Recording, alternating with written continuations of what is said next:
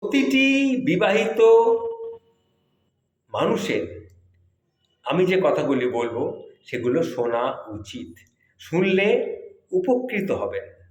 কথাগুলি একটু মন দিয়ে শুনুন। বর্তমান সময়ে ডিভোর্স এবং পরকীয়া একটা মহামারীর মতো সমাজে ছড়িয়ে পড়েছে। মাঝে মাঝে আমরা চিন্তা করি সম্পর্কগুলো কেন টিকছে না। আসলে প্রেম প্রেম কিন্তু বেশি দিন বাঁচে না, মায়া কিন্তু বাঁচে। সেই মায়াটাই এখন মরে যাচ্ছে। না আছে পারিবারিক বন্ধুত্ববোধ, পারস্পরিক শ্রদ্ধাবোধ, না আছে সম্পর্ক বাঁচিয়ে রাখার মতো একটা সুস্থ মানসিকতা। সম্পর্ক এত সহজে কিন্তু একটা সহজ বিষয় নয়। সম্পর্ক হলো একটা চারা গাছের মতো, এটাকে পরিচর্যা করতে হয়।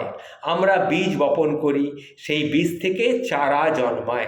চারা গাছ আমরা পরিচর্যা করি, যত্ন নিই, একসময় চারা গাছ শতবর্ষরূপী বৃক্ষ রূপে দেখা দেয়।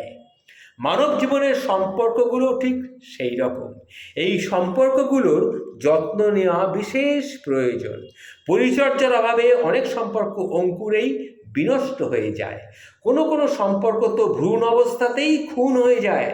আবার কোনো কোনো সম্পর্ক সঠিক যত্নে যুগ যুগ অটুট থাকে, পারস্পরিক ভালোবাসায়, পারস্পরিক প্রেমে, পারস্পরিক বোঝাপড়ায়, পারস্পরিক শ্রদ্ধায়।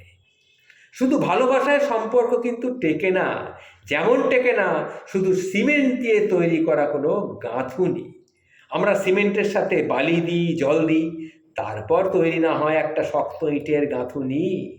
তেমনই সম্পর্ক কেবল প্রেম দিয়ে টেকে না। সেখানে শ্রদ্ধা মেশাতে হয়, সেখানে বিশ্বাস মেশাতে হয়, সেখানে ধৈর্য মেশাতে হয়। তারপরেই তৈরি হয় একটা সফল রসায়ন। সেই রসায়ন দিয়েই কিন্তু একটা সম্পর্ক তৈরি হয়। জীবনটা সরল রেখা নয়, এটা বক্ররেখার মতো। কত উঁচুর উঁচু, কত নিচু, কত বাঁক। প্রায় এরকম কোনো না কোনো কঠিন বাঁকে কিন্তু আমরা খুব অ্যাডজাস্টমেন্টাল হয়ে পড়ি।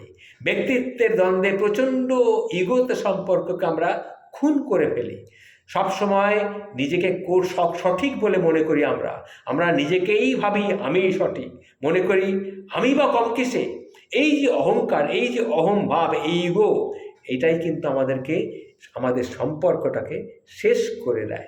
তাই আমি আবার বলছি, সম্পর্কগুলো কিন্তু নষ্ট করবেন না প্লিজ। সম্পর্কগুলোকে বাঁচিয়ে রাখুন। কিভাবে?